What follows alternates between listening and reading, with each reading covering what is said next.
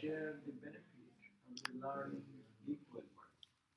May we be equally strong to grasp the meaning of the knowledge. May the learning be equally fruitful to us. May we never be jealous of each other. Peace, peace, peace.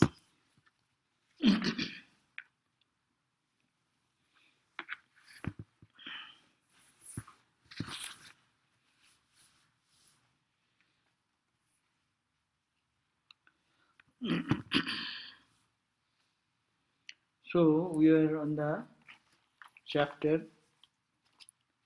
first chapter, subchapter 3, and we read probably 10. Now we will be on the 11th. So the discussion was going on that Atman is to be considered as the Rathi. That means the master of this chariot. And Shariram, this body, is like a chariot.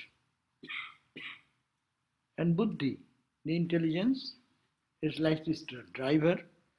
And mind, its reins, like a horse's example of the horses. And the senses, that should be like the horses.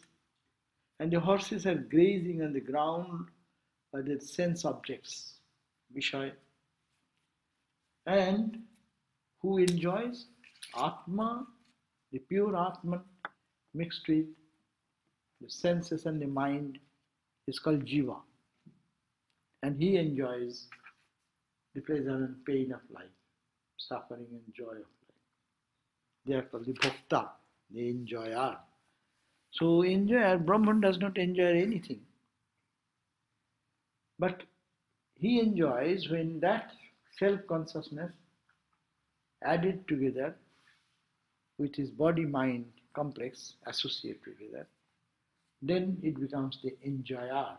Enjoyer does not mean always happy experience. All the experiences, happiness and misery, pleasure and pain, suffering and joy, all these alternative things, all these complexities are experienced by the Bhokta, the enjoyer. Enjoyer is the embodied being whom we call Jiva. Now, he's giving a picture in the verses that suppose the intellect is incapable, it cannot discriminate right and wrong, and then it is connected with some uncontrolled mind. So uncontrolled understanding, uncontrolled mind, uncontrolled sense organs. So what will be the condition? Then it will be a damaging condition of the jiva. It suffers so much because of this uncontrolled nature. That means the senses run in their own way, mind runs in their own way, intellect, that also have no discriminative faculty.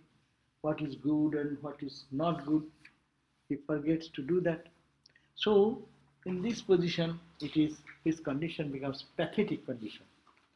But on the contrary,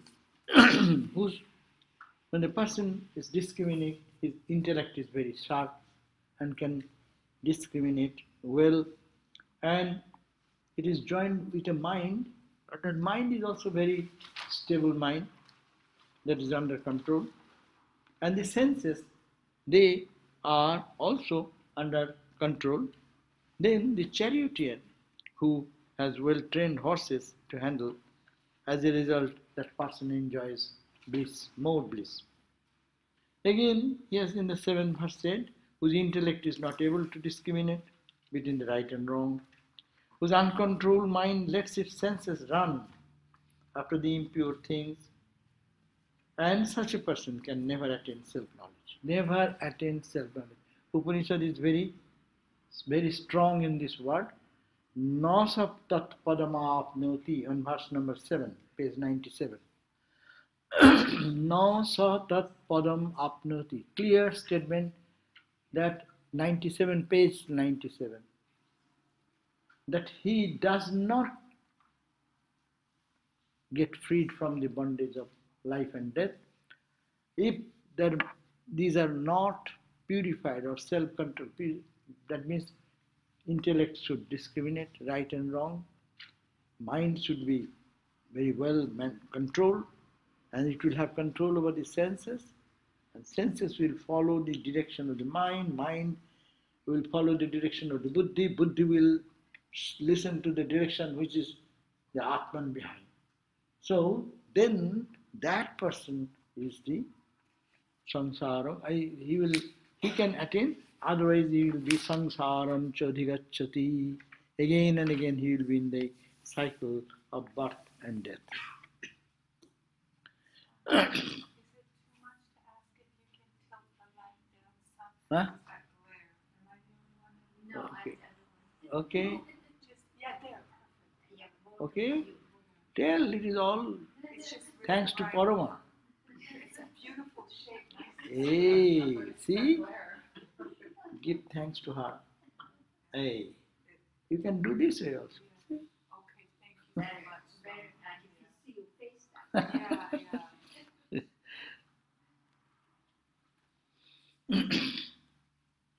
So, you go to the page 99, the same idea is repeated again. He whose intellect, like a good charioteer, takes him along the right path, whose mind is under the control of the intellect, and who, by virtue of such combination, can direct the senses as he thinks best. He can go to the other side of the world where he attains the highest goal, union of the cosmic self. So you do this, the same thing repeated in 4-5 verses, emphasizing how important it is that this should be all pure. Pure intellect, pure mind, and pure senses will see the purity in everywhere.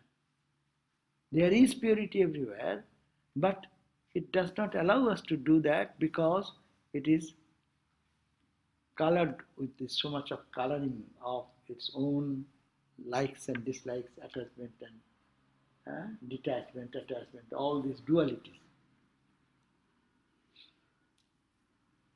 So now let us go to the 10th verse. Now we have read that 10th verse.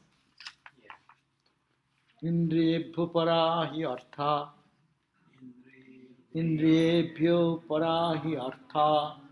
Arthebhyascha parang manaha. Arthebhyascha parang manaha.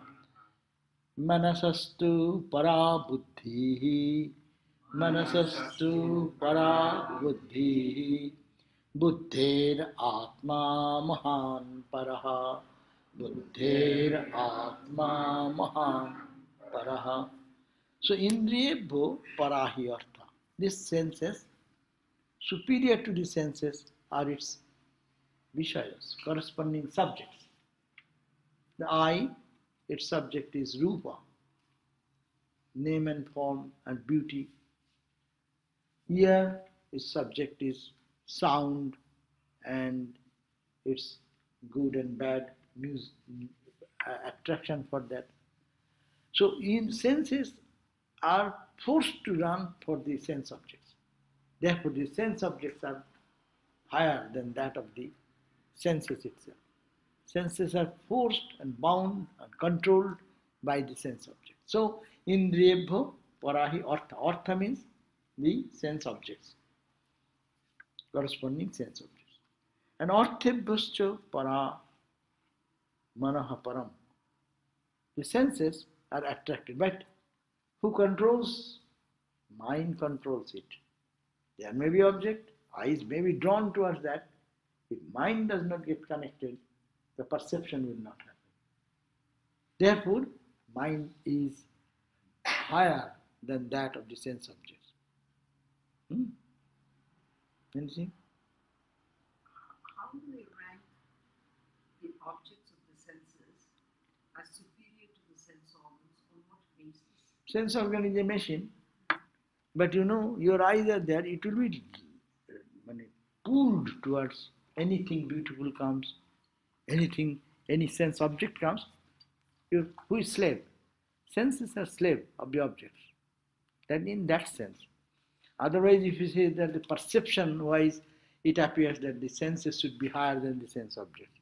But here to take it in a different way, force. Who forces our senses to be drawn into their corresponding subjects? As if you know, someone says something, you are meditating, you will hear it. How do you hear it? Because your senses are drawn to the sound. Someone even opening the noise, the door opens, we are meditating. We know now who is coming. How do you know that? You are meditating. What meditating? Sound forces your ear to hear that. But the senses are inner senses are there, outer senses are there also. So suppose I am watching that lila through the eyes of mind, and my sense organ of ears are also there when somebody opens the door. So now these inner sense organs versus outer sense organs, which one is stronger? First you start with the external. We are talking about the external. Then you will go to the mind. Then mind you will find that there are different things coming up. And then you go to the intellect. As you enter this, it is subtler and subtler. The external stops then. But at the very beginning, look at our condition. Anything, one person, I look at that, the Sunday lecture time, someone is passing. Even in the serious talk going on. Why are your eyes are pulled there? Who is pulling you? Your senses are slaves to the objects of the senses corresponding. So that's that from that perspective. Otherwise, this is an object, eyes are consciousness. Don't take this should be back here. Then you will be confused. That's why we need to understand what Sankara says on these points to get the inner meaning of it. Otherwise, it is not a proper statement that how the senses will be superior. Sense objects should be superior rather than the senses. It cannot be. So, so arthibhuscha parang manaha, because your eyes may be drawn, but if your mind is not connected, then your eyes will not see. Sound may attract you, ear will be open to that, but mind not connected, so mind is higher than the sense object. Now, who is more powerful? And without whom the perception will not be completed. Then manasastu para buddhi. Higher than the mind is buddhi. Because if the buddhi does not work, we get puzzled. We said, oh, I didn't understand.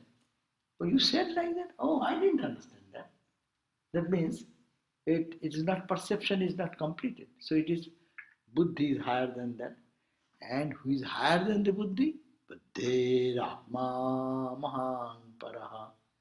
And buddhi, above buddhi, is the intellect, is the great self. Superior to the intellect is the great self, the collective intellect.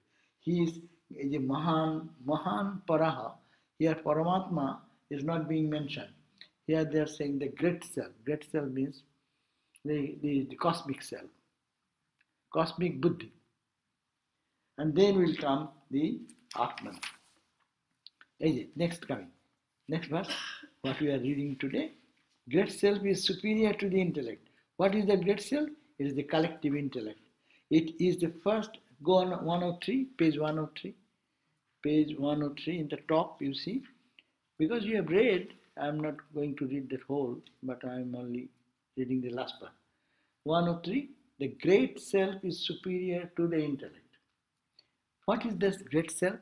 This great self is the collective intellect. Your intellect, my intellect, and all these intellect, the cosmic. It is the first manifestation of the pure consciousness, Brahman, with a phenomenal context. It is known as Hiranyagarbha. What at this point causes that veil between the Hiranyagarbha and pure consciousness? No, Hiranyagarbha, pure consciousness is above. Hiranyagarbha is one step down. It also already has an element of ego in it. Of course. Cosmic ego. We call Ishvara, Hiranyagarbha, Virat. Remember that formula? Ishvara, Hiranyagarbha, Virata. And here Vishwa, Tejasa, Pragya. And above is Satchidananda Brahman. You call Atman Brahman. Act. One. So, now what is called that Mahat, the intellect? Huh? This very simple thing. Senses, sense objects, mind, intellect, and behind that, ego is there. But sometimes they take into account that ego. Sometimes they think that buddhi and ego merge together. It's for easy calculation. Sometimes they don't talk all the 5 seats, talk about the 5 seats. They understand that you are all intelligent student. We can grasp what it means. Now, Mahata Paramabhaktam. Mahata Paramabhaktam. Mahata Paramabhyaktam. Abhyaktat Purusha Paraha. Purusha Paraha. Now, what about beyond Purusha? Purushana Parang Kinchit. Purushatna Kinchit Sakastha Saparagati. Sakastha Saparagati. Now, this Mahata, the Mahat, is Param greater than Abhyaktat. Mahata Abhyaktat Param. Unmanifest. You know, unmanifest is what? This condition is the Ishvara condition. This world is not manifest here. Then comes Hiranyagarbha. Then comes Virat. Understand? When Brahman, with the cosmic Maya, what happened? Merged together, no creation. But when it comes into first production is Ishvara. So Ishvara is a consciousness mixed with cosmic ego. Next step, Hiranyagarbha. Next step, this visible universe. And in parallel sense, when we go to deep sleep, that is our ignorance in the ego state, first manifestation, and behind that is Atman. Always we talk about that. Atman is just behind, ego is the last barrier, and mind gets merged there. That's why in the deep sleep we feel so much joy, because it is close and do not understand. That's why ignorance. But the knower of truth will know this and see the Atman. So he is free. Yeah. Cosmic ego. Is our ego is a part of the cosmic ego. So that's awareness of I. That's cosmic ego when Brahman, who was beyond all, said, I shall be many. The first subtle desire comes there. And then comes the subtle universe and comes the gross universe. Like a building plan. Suppose you are planning to have a house and you have some money, then you say, okay, I need a house. And when you think of that house, I'll build a house. So it is all in your brain. No one sees it. Your ego is thinking, I will create a home. And then your buddhi starts helping. Hey, how many rooms? What will be the porch? How big will be the living room? And where will be the faucet? Where will be the kitchen? It's all going in the brain. No one sees it. But it is buddhi. And then buddhi to mind and all functioning. Then a line diagram. Is a line diagram. It is no building. Then you give it to the engineers. What they do? Architect.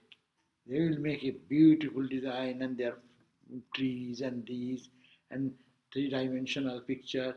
It appears as if a house, but it's nothing.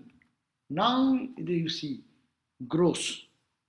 You see, then you find the machine has come, digging is going on, and this pillar is being set here, and this is all gross thing coming up, and ultimately the house. So this ego that this I speaking to you, awareness this is a reflection of that cosmic ego, right. So then Our small ego is a reflection of that cosmic ego. Can the small ego aspire Yeah, that's why we meditate. When we meditate, our ego merges into the bigger ego. Suppose you meditate on Ramji, Hanumanji, Ramakrishna, they are the representative of the cosmic ego, because ego means because they came down, otherwise they are Brahman. Even Krishna, Rama, they are cosmic, but cosmic ego level, not your ego, my ego, everything is included in that big thing.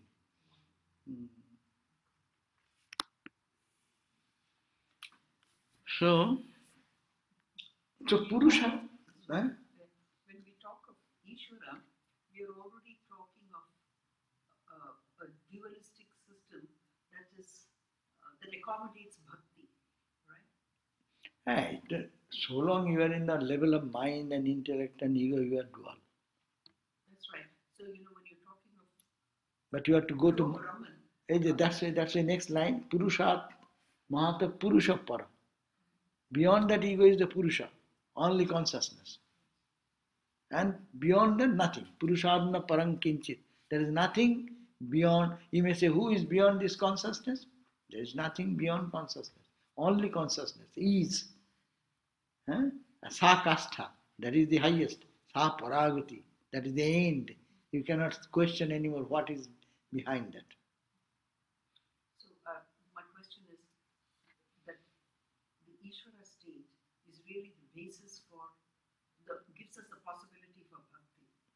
Yeah, it gives us bhakti, and Ishvara also gives us the indication that Ishvara is also within the level of cosmic Maya, but beyond Maya is his real nature. And Maya is the ignorance, cosmic ignorance.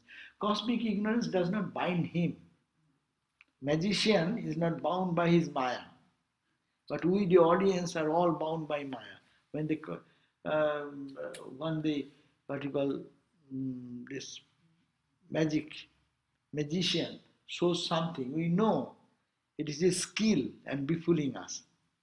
But he knows fully well that he is befooling other people. So when God comes into cosmic Maya, he does not get bound. Ishvara does not get bound.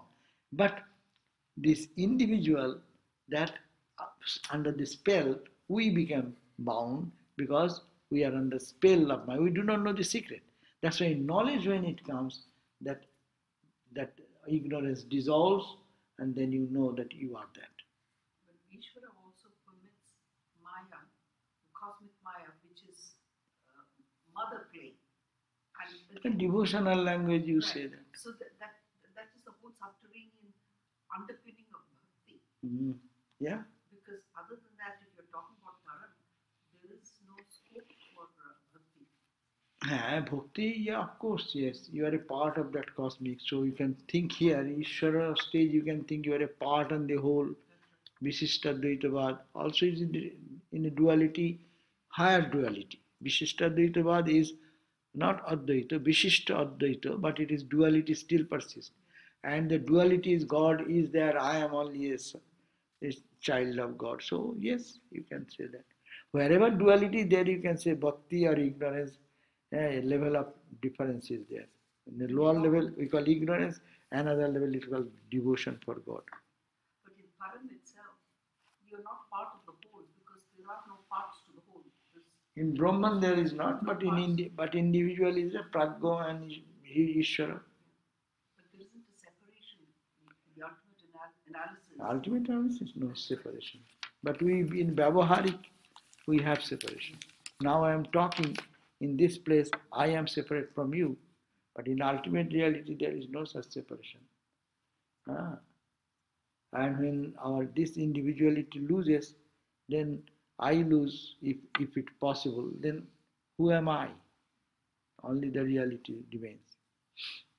Okay, bhakti doesn't necessarily have to be towards Ishvara alone. It can be towards Parabrahma also. That is not necessarily the bhakti has to be towards Ishvara. But that is a extended statement of the Jnainis. But actually, that intense love for the non-dual, that is called bhakti. The bhakti is a general term. Bhakti means bhaj dhatu, by which you bhajan, you do bhajan. You worship. Worship whom? Vedanta worships non-dual. Dual, ordinary people like us, we cannot go to that far. We love God in a personal form. The love is the point.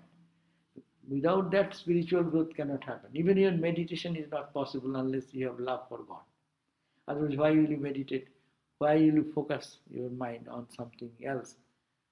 So that's why though that question is always comes, that jnana, bhakti, karma, they are all included in one way or other. But major focus is on, and dualistic bhakti, of course, we have always the concept that bhakti means duality. But really, yes, it may be non-dual. The main thing is that individuality is the separation from the infinite. Infinite reality and individuality, they are not two. One drop of water and the infinite ocean is no separate. But it is separate.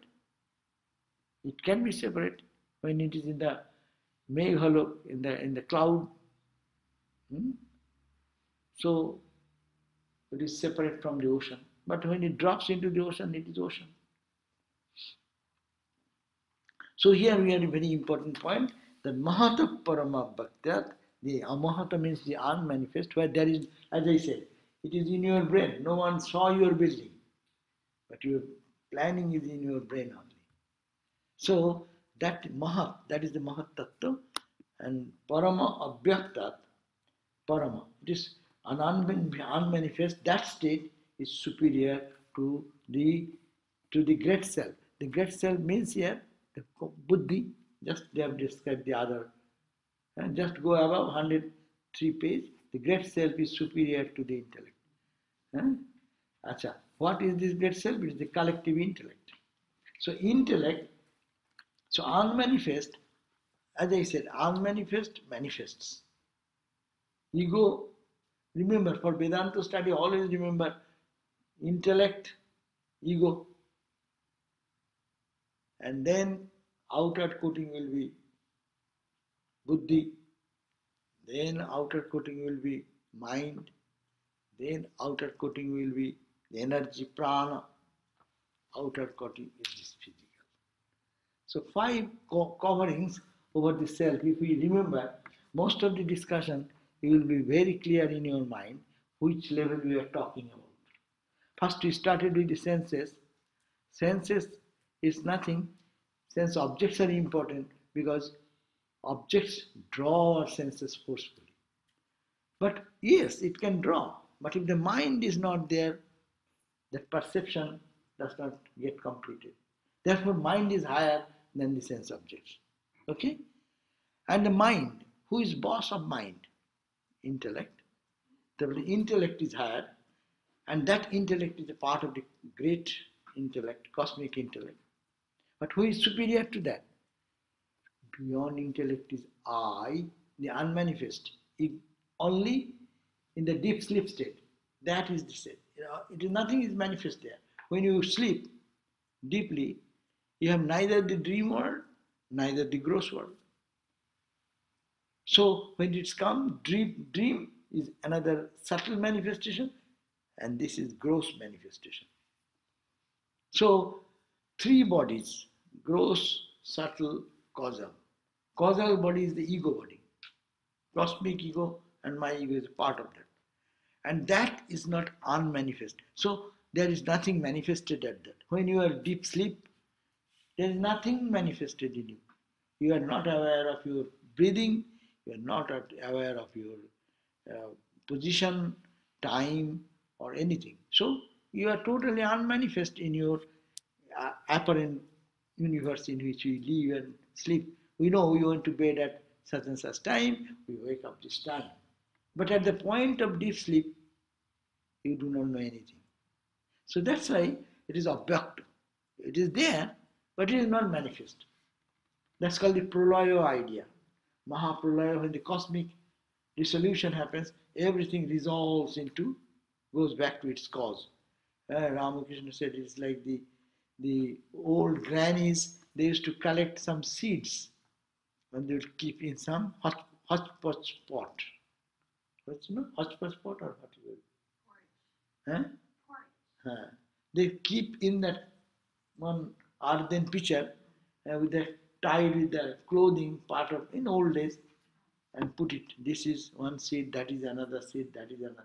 So only seeds are there. You don't see that anything manifested there. That's why when you go back to a deep sleep state, only ego remains. That is the state unmanifest, they call it. So the unmanifest is higher than this buddhi. And then what is superior to that unmanifested? Consciousness. Just behind is the consciousness. So every day we are talking about that, but everyone is looking like that. So I should have one drawing. That will be much easier. You have any Yeah, we need a chart. chart? Anything is here? No, in this, not here. In your library? Not in the library. No? What's it? Let, We used to have earlier, but not right now. okay. Next time we'll arrange. Oh. Oh, there is. Bring for next week. Should I bring now or Quick. Today. We can, this is every day's problem. Okay, so I have a question. Yes. Okay, so is this that when we're alive on the earth, we're in the manifest state, right? Yeah, And manifest. after we die, we go to the unmanifest state. But then we come back and we're in Again the manifest. So we're going manifest to unmanifest. So is this saying that once we get enlightened, we go to that cosmic self, the consciousness, and then that prevents us from coming back? Yeah, to you the don't, cycle? there is no impetus of coming back. The impetus of coming back is to enjoy the life. We want to see this, we want to eat that, we want to go there, we want to have it. If that all desire is fulfilled when you reach our eternal blissful state, so there is no reason why you will be born. So that is the freedom, state of freedom. And we are all seeking for that freedom. You know, Swami, I guess we have to take the saints or Ramakrishna and others' word for the fact of this bliss. Yeah, fact means what? Every saint, when they go into that, see their joyful face. Buddha Purnima is coming. See how Buddha was with the outburst of joy. Look at all the saints, all the pictures of the saints. Do you see any grumpy saint? Grumpy saint means he's maybe a practitioner. In our practitioner stage, we become like that. When you actually your tongue is full of honey or some nectar-like thing, how will be your face? So it proves that they are sucking some honey. I guess this is all the seeking of pleasure that we do. We're trying to get to that bliss. But we get only can get little one drop. That's the point. We only get a little bit. We want to get more. So give it here. should I put it here? Yeah. Well, how will you write Let it? me see. Let me I'll get a go chair. down. Let's get a couple of chairs. Yeah, one chair give the other. It's a very simple thing.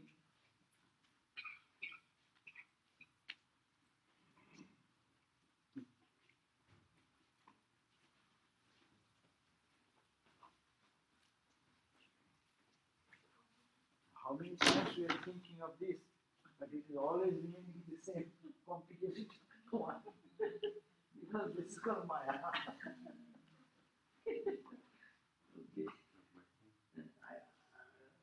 Okay.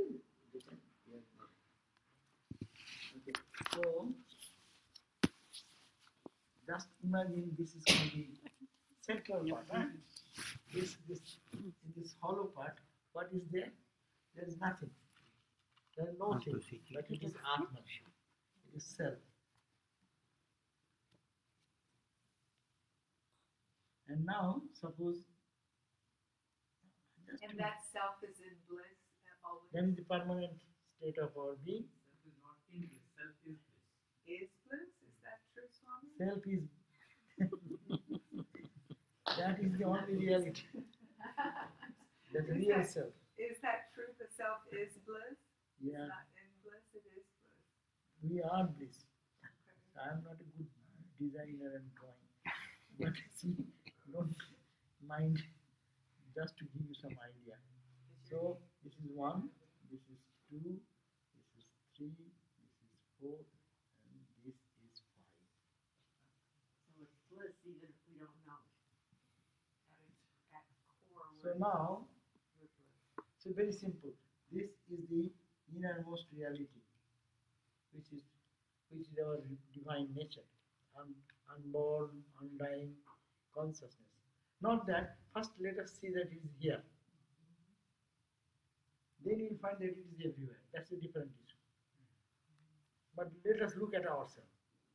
If you can think that I am covered with 5 sheets, so the internal, the essential nature inside of all of us is the consciousness. Even if we are deep sleep, we have no consciousness of other things, but we have the consciousness up. I mean, that time I do not know, but I am in touch with this self. So that's why ego body, when we come to this one point, it is called the ego body. So ego body being in almost touching the self. See? That's why the joy of the self actually permeates. It permeates through our this. That's why when we are in deep sleep, all these drop outside our sense organs, our hand, feet, mouth, nothing is working. But I am in bliss. How you get the bliss? Because this is always there. This is the ever shining light inside. This is percolated into the ego. Ego to them, this is the buddhi, number 2. 3 is mind. And 4 is Prana. energy body. No? It's only the body will not do. Old people say, oh, I am not getting any energy. The body is there. Could you refresh me, Swami, the difference between buddhi and mind? Who can tell that? What is the distinction between mind and buddhi? Buddhi is intellect. But what is the distinction? Operates the mind. It's the operating power behind the mind. Operating power behind the mind, or mind is indecisiveness. So it collects Shall the I do data, but this? no Shall I decision. not do this? Shall I go? Shall I not go? Shall I eat? Shall I not eat? Shall I go to the fastest lane or to the slowest lane? Or shall I take this exit or not exit? But Buddha says, no, do it. No, I'll go. That's very Eastern, the West, we don't make that distinction in the mind, It's a very Eastern. But you think yourself, you make a distinction when you hesitate what you say. This I say it's my mind hesitating. That my mind is hesitant. Yeah. Now I determine. That determine. Now we It's use the the same word, place that's but doing we say the same. Hesitating is called mind. Determine is buddhi. What is the wrong? The part of your mind that makes the decision, that takes all the facts. Right. So I see that as my I, my ego, my eyes. I make a Nah, decision while I my will mind come. puts it. But you're saying I ego observe. is, No, I observe my buddhi. Buddhi is like an album. It has an old stock of information. And when I see something and my mind catches that information, it cannot decide. I cannot decide you as Tara until this picture goes through the senses, it goes to the mind, and mind gets puzzled. Mind cannot do anything. Mind presents it to the buddhi, it brings it album so quickly and matches the picture and brings the memory, oh ho, she is Tara. So that happens in the intellect level. not on the ego level. And ego will recognize, it's like 5 bosses are there. The eyes are servants. They in office boys are there. These only carry information. It's physical thing up to brain. Then mind, it transmits to the mind. If the energy of the eyes are lost, we don't see at all. People become blind. Meaning what? The energy in the eyes are not operating. So that's why pranic body is important here. Is there a higher aspect of the Organomayam? No, it is called intuition? No, we are not going to into this. I'm saying pranic body, energy body. Energy body means someone's eyes are weak. We say, oh, So he cannot see. Yes, we are not hearing anymore. Ear organ is there, but the organ has lost its power, pranic energy. That's why you say breathing is good pranic energy. Pranayama comes out of that word. Pranayama has come of that usage of that word. When you do pranayama, your energy comes back. So this pranic body. So we have this physical body, behind is the pranic body. And now prana is active, my eyes are active, I get a picture. Up to this is physical, coming to the brain cell. Prana is up to this much. But behind that prana, there is what? My mind. My mind catches this information like a boss. Sir, this is the file, and put it to the higher boss. Higher boss says, oh, this is it. He's putting to his higher boss for signature. No? It gets signature, signature, signature. Then it becomes an order. So when it goes to the buddhi, then buddhi immediately finds so much of old information and categorizing quickly and finding, and they decide, oh, this is this. The decisiveness. And then it transfers it to ego. And ego says, I understand this. But I cannot function unless the inner light is there. Inner consciousness is there that reflects on the ego. Then ego becomes active. Otherwise, ego is dead. In the deep sleep, ego is dead. That's why we come out, we get joy, but we do not know that we The are. serpents have gone to bed. Huh? The serpents have all gone to bed. All are bed. All gone to rest. Everyone is now resting fully well. So the ego has nowhere to And serve. ego also, he also goes to rest. But the consciousness behind is in touch so close that its heat, its light, its joy percolates into it. That's why sleep time is our best time, at least. Not the meditation time is another, but meditation time you consciously move that. You consciously move from this side. On meditation time you go this way. We start from here, external, here is external world. World of sight, seeing, taste, touch, etc. So it comes to the sense organs, to the physical body, no? It is coming to me. And then it goes into the next step. This is Pranamaya Kosha. Anmaya, Pranamaya.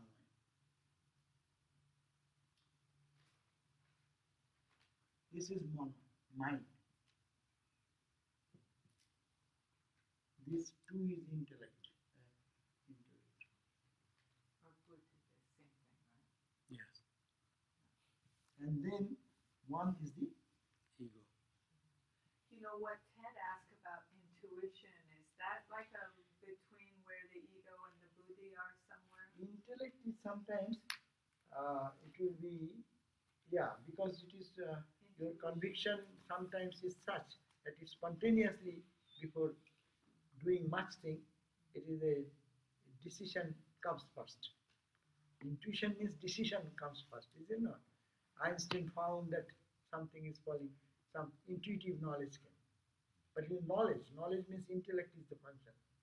But it came for some reason why it came. And then you can mathematically deduce and find the reality in it. Achha, now let us first understand. So, any information coming from the world, first it goes to the physical body, and out of physical body, we have 5 sense organs through which the information enters into us. And all these things happen to the physical body up to the brain, neurosystem and things, that is the up to brain, finish. Now comes the final point that prana is also physical, because we eat food, that's why we get strong. But prana works in both sides. 50% goes into the physical side, 50% works in the mind side. And the mind will be, you see, I cannot think anymore. People then become mentally weak. So there is the prana energy necessary. So this prana functions both ways. It is like sometimes connects with the mind and sometimes connects with the body. Now, Next is the mind. This brain, just think, behind the brain is the mind. Huh? It's not. But forget your Western thought. That mind means intellect. Don't think that. Mind means the vacillating idea. Anything coming to my eyes, it is cat, or it is dog, or it is rat. What is that? Squirrel. So all these complexities of thought will come, and instantly it happens so fast that from our old stock, intellect supports. No, no, no. With the album matching with the thing. So, oh, it is that. And when you say it is that, that is a function of our intellect. And intellect, that time also your perception is not complete. Intellect must have to get the sanction of your ego. You are the boss. Ego, I understand it is that. Therefore, I comes, and I is up to this part is called the matter. Consciousness is beyond the ego. That's why when meditation time goes, you go this way, you dive deep, and try to come over here. Suppose this is Vedantic meditation, they say it is Satchidananda. And dualistic meditation, you put Rama here, you put Krishna here. Finish. Move from here, go down to the senses, stop, no. Go to the then outer perception, reduce. Create that mental image in your meditation time and try to visualize, try to formulate and dive deep. And when you forget all these other things, what will remain? This will remain. And this will remain through the ego level. Still you are enjoying. I am there, God is there. Savikalpa Samadhi, even Vedantic experience. I am experiencing that reality. So long you say I am, that is Savikalpa, in the level of duality. But penetrate that also, your ego drop totally merges into the ocean. What will happen? Then it is called the Nirvikalpa. So keep this picture in your mind and meditate, then you will find much clarity. Yes? Now, when you have people, like when we're confused about a right thing to do or a wrong thing, or a perception of like, oh, I was cruel to that person, or I should have been kinder, or oh, I should have done this, or I should have done that. What part is doing all of that? It is buddhi. Another function of buddhi is called the memory. Mind and memory. And this it's self-perception. No. Anything we perceive, that goes to the memory level. As I said, buddhi has a memory album. Okay, yeah. So similarly, there it settles down. All experiences are settled down there. All the memories are there. And memory-wise then brings out, oh, why did I do that? Why I have not done that? All these calculations come over there. Yes. We read and hear the analogy of the chariot being the body, and that the charioteer was the intellect, and the mind were the reins, and then there were 10 horses, 5 of which I understood to be the senses, the other 5 I personally don't understand yet, action. So, if the intellect is a charioteer, that implies Charioteer here implies control or discrimination or... charioteer, charioteer, this is the world. In this world, 5 sense organs are trying to go there. And 5 sense organs in this body is a chariot in which the 5 sense organs are collecting the information from outside and running towards these sense objects. But behind it, what is that? See, this is the physical body. There is this mind is functioning. So mind, it's connected. See, it is so close connected. Body and mind are so close connected. Almost together. In between there is a pranic energy level supplying this side and that side. It's just touched together. All are touched together, so close. That's why penetration goes in so fast mode. So we don't know how quickly we respond to anything. Suppose suppose I am telling something, you are responding something. How quickly this message is going back and is coming back after getting the sanction from the Atman behind the body and mind. It is happening every split second. But we don't recognize that. Every split second, I am speaking one word, I am blinking one eye. It is getting up to this point and coming back quick. These are all responses. So when it happens to the coming to the prana and mind, so mind is important factor there, and the mind needs a direction. Which direction your life's carriage will move. So Buddhi Suti and God realization is the goal. Therefore, the sense objects as I see, we should have to see not as sense objects, but it is permeated with one consciousness. It is God in different form. So if we put this idea, then mind will, buddhi, all intellect, all will direct our attention towards God. It seemed to me when I first heard that, like if I think the Western way of intellect, my response is, I'm well read. You know, I conduct my life intelligently. But when I heard that analogy that the mind was the reins holding 10 horses, 5 of which are the senses, I was looking at my life thinking, wow, my charioteer intellect isn't just controlling the reins, the mind. Those reins are flopping. That's And I was important. imagining 10 horses with Yeah. a mind of their own, like 2 horses who would go this way, this one's Exactly. rearing, this one's striking. That was, on Yeah. occasion, I could say that I show up like that. And then it seemed that also said the passenger, not the charioteer, didn't it say the passenger was the soul? Yeah, who is sitting, just imagine. Sitting there like hanging out. Yeah, and that's why that is the condition. Our condition is shaky. Every day we are crying and weeping. We should be always in joy inside. But because of this situation, the horses are running this direction, 2 are running that direction, 1 is running this direction, and the buddhi has no control over it. The driver has no control, and the reins are very loose. If pull, it extends. It is like elastic. So horses can run even. You are pulling, but horse is running that way. It also occurred to me, I'm in the dance world, so I'm always thinking about kinesthetic movement. Like 10 more, and my reins weren't even in the hands of the charioteer. The reins were, I could see, the reins were just in the wind.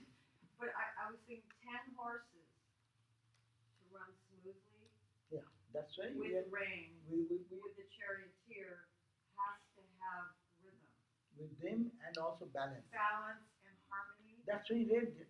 That's why Oh the my God, verses. how does one get there? That is the verses we read just now. That this is the mind, the senses should be under control. Means I will tell the horse to turn right, it will turn right. Not the horse will force me to go where it wants to go. Our condition has become like that. The horse is pulling us whatever direction. As I said, I have become a slave. That someone is going there, I will have to see that. Who has forced me?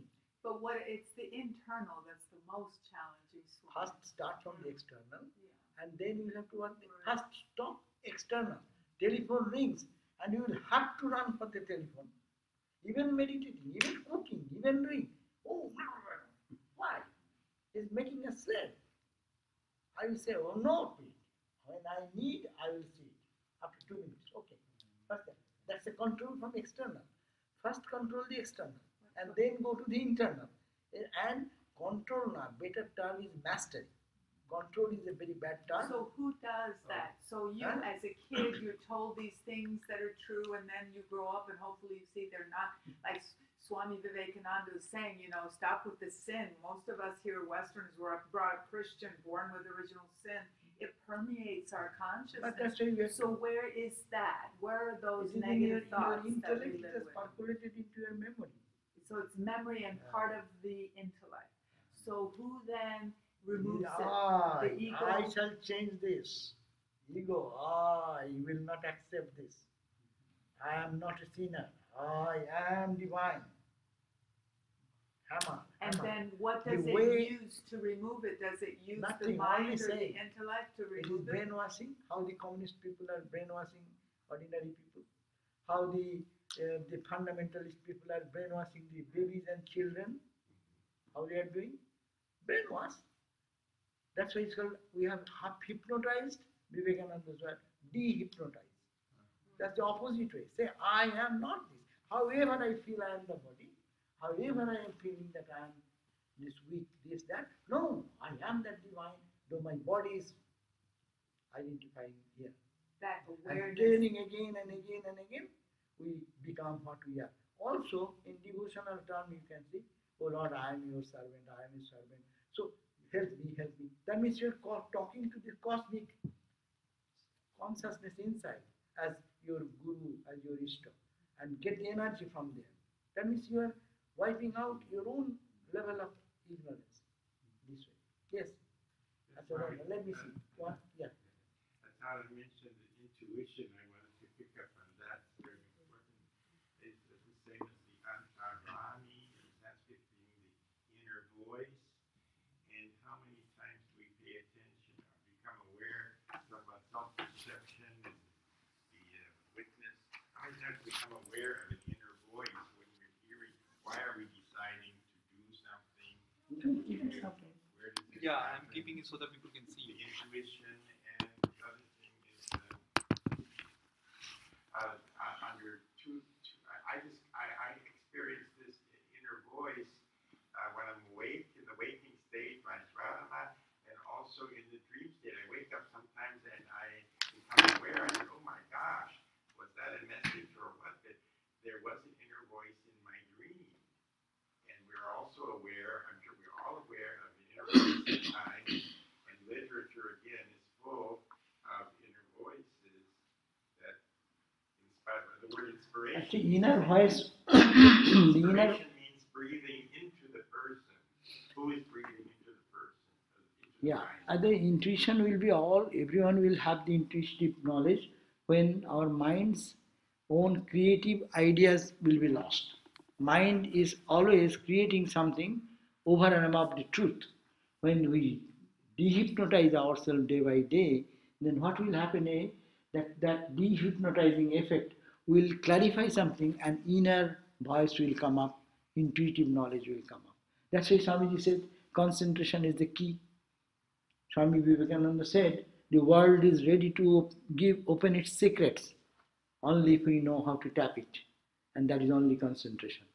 That's why Swamiji said, I will not ask if I have to say anything in the field of education, I will not ask any child to be teaching him physics, chemistry, math. I will teach them how to concentrate. So concentrate means what? In one single word, concentrate means your mind, purifying your mind and focusing into one.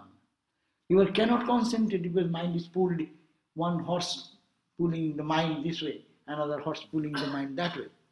So when we are controlling the mind, then mind generates such tremendous power, the intuitive knowledge comes then, spontaneously. Yes, you are asking me. In meditation, or when I'm sitting and the thoughts come and then I'm saying, okay, back to center. That is the intellect saying. Yeah, intellect is holding the mind back to that again force. And then when I'm going into a deeper state, which is I don't know sleep or something deeper. I don't know when I'm going in, but I know when I come out. Like something. So what is that? The intellect to ego. Intellect to ego is go, and when we go to deep sleep, this goes in a process, as I give the example of a spring in your watch. Now it is extended position is now. You see, spring is this big. No? This gross universe, everything is real, all this experience. Now, spring is half. When you go to the state of dream state, there is a world, not this big external gross world, but there is some world.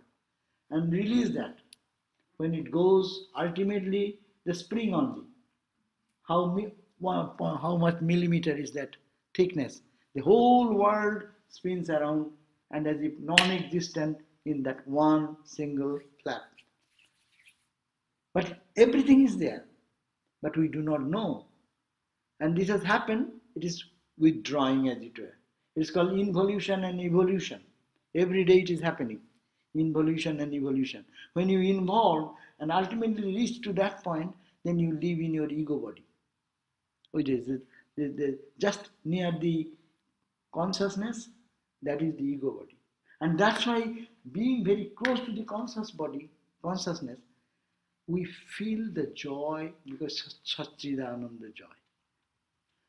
And if we can really could make some process to reach there consciously, that is, you reach samadhi, because you are no more ignorant.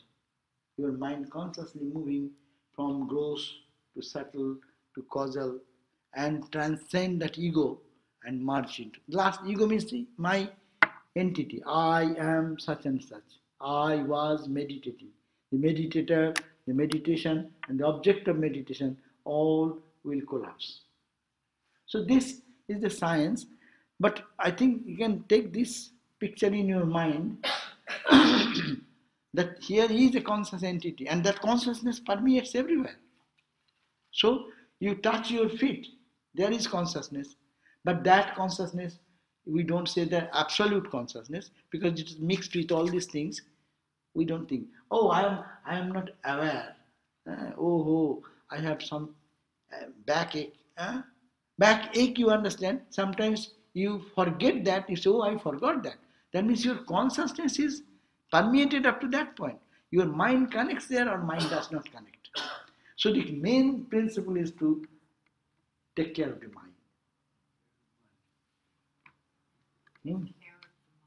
Take care of the mind. Huh? It seems to me tonight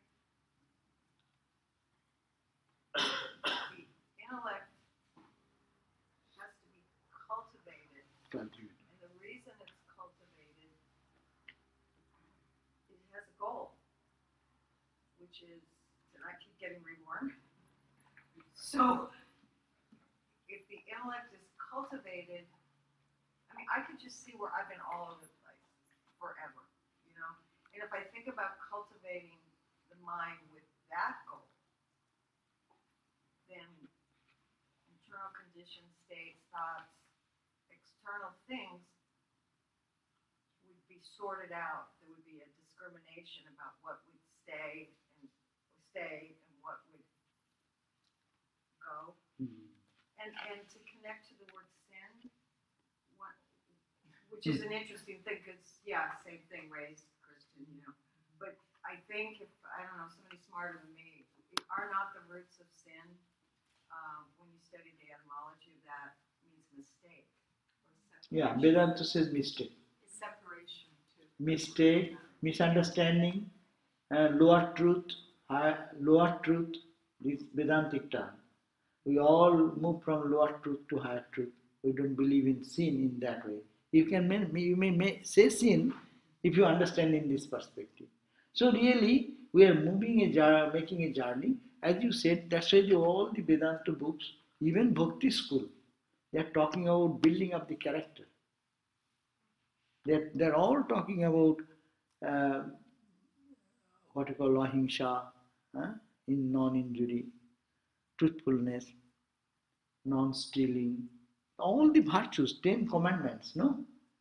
Every religion teaches. These are only first step to have a mastery over the outgoing tendencies, which is not giving me joy. I have tried it so many times in my life, but it gives a momentary joy or a touch of joy, but followed by deep darkness and gloom. Swami, can we take a little comfort as we're struggling here from is it the truth that self, that glowing core, none of this would be possible without it having permeating. Yeah. So it's going on even though I'm not aware of it. So even you are doing something wrong, it is the same consciousness is necessary. That's why Swamiji said, in the sinner and in the holy, if you call sinner anyone, even in the holy of the holy, the same consciousness permeates, no less, no more. no more in a holy man, no less in me, I am unholy. No. Same consciousness. Only these layers of coverings are darker or brighter. So spiritual life means how to make this covering lighter and lighter and lighter till it becomes like a transparent glass. And then transparent glass also will go away, only the truth will remain. So this is spiritual life. Anyhow, good. We have discussed. And another day we'll give the three body concept. Huh? So if we understand this is the Panchakosha, the whole Vedanta philosophy stands on this philosophy of Panchakosha and three states of our consciousness: awaken and dream and sleep. You can just, with this five figure, you can just easily add which goes to the switch body. I body, that is your causal state, that is in your sleep state. When you are in the dream body, only give up the outer body, outer coating. All remain there. Isn't it? Your ego functions there, your understanding what's there, right and wrong, judgment what's there, your mind and emotions what's there, your subtle senses, your eyes and other prana, etc., they remain there. So all these are there, excepting the physical body. And when it works through this waking state, it adds to that. In waking state, we have everything. And only peel off the body identity, then you go to the dream body. And peel off all these excepting ego, then you go to the sleep body. And you peel off the ego, then you go to Brahman. You are that. Oh, we don't know. You will know every day to practice. Okay, thank you. Om Sahana Bhavatu Sahano Bhunaktu Sahaviryam Karavavahai Tejasvi Navaditamastu Ma Vidvishavahai. Om Shanti Shanti Shanti. Peace, peace, peace. I think, Nitin, you can do one thing. Very nicely on computer, you can make this five sheet, this picture, and make the inner core as a solid one, and then do it different distinction and write that, and we will give everybody a copy of it, so that it will be of help forever if you can just keep on this. Google image search has very nice diagram of Panchakosha. ও আছে বাহ তাহলে দিয়ে দাও Okay, Google image search. If you go to do image search in Google, you can find very nice diagrams. Oh. Unless you want to make one of your own. No, we will print, we'll give you a print of everyone, will get a print. Let him find out one thing. And there we can add to that what is gross body, what is subtle body, what is and causal body. What is the dream state, what is in the waking state. Only with the chart. Chart will be the clear chart, so that you add what you say, A part, Panchakosha, B part, three bodies, C, three states of consciousness. So you're saying whole of Vedanta in one page? In one page, whole of Vedanta. Really, if any time you want to see that chart, and really you can really reflect upon that, it will be mostly intellectually, it will be much clarity will come. And spiritual life is like that. Every day we are trying to disown our identity. With this body, when you sit for meditation, you disown. That you say, no, my ears, I'm not hearing outside. The eyes, I'm closing now. Huh? All the other senses, all withdraw. Go to the mind. Mind is creating another image, and that we call our image of our meditation object. And then that go on trying to focus it, and it goes. It's a mind level. Most of the function is in the mind level.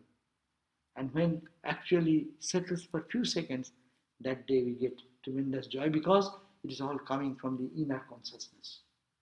So Inner where's bliss. the buddhi fitting into that process? Intellect and buddhi. Now you understand mind and buddhi are same. If you understand, No, intellect and buddhi. intellect. Buddhi is intellect. I thought you separated those two. Yeah, intellect. So when you're saying the mind, you're not meaning the intellect, you're meaning the We make a distinction between mind and intellect, but you can make it one. Okay. Well, see, I thought you were training me to keep them apart. But I am saying that you have to see. Always remember, mind is not decisive. Indecisiveness is called mind, and decisiveness is called intellect in Vedanta. Manas and buddhi. I think the word antakarana explains it more clearly, no, Swami? Anta- Because Antakarana. about the internal organ, the mind is, in Western thought, is such a confusing concept. And there they make so many distinctions, the four aspects to the mind, and then you understand clearly what exactly is meant. Yeah. What is called mind in the Western world is Is called intellect. antakarana in the Eastern. Actually, mind in Western idea is mind in intellect. We show it here. Isn't it? When you say, my mind is not working, you show it here. But in Indian, we say, yes. I know, it's not so strange. That is a feeling center. And you say, understand. We get the heart, the mind, right? So, that's why in Vedanta, when we speak, from Indian standard, we always think that mind is here. Your emotions and feelings. Intellect, you can understand how much different it is. You can feel something, experience something. Intellectuality is in the brain. There is analysis going on. And out of that analysis, determination of this and that, what is the proper, what is the improper. But anyhow, we will give you one copy of that. Then it will So you? Thank you. Thank you. I feel okay.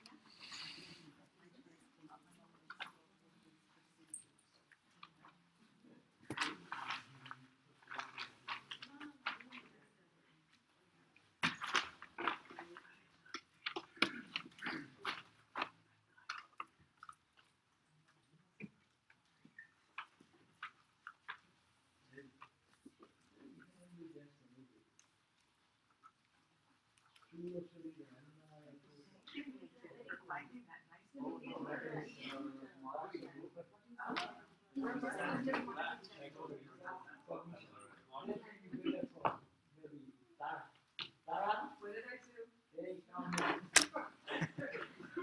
You asked too many questions. It's called the two nursery. It's under my kosha, this is out of two. This is the anatomical. And in most parts of the body. Psychology. Pranamaya kosha. And the kriya shakti, action. Psychological mind. 10 organ, 5 feeling, 5 output, 5 prana and pranamaya. So, Sukma Sarvadevananda, Manamaya kosha, Ichcha.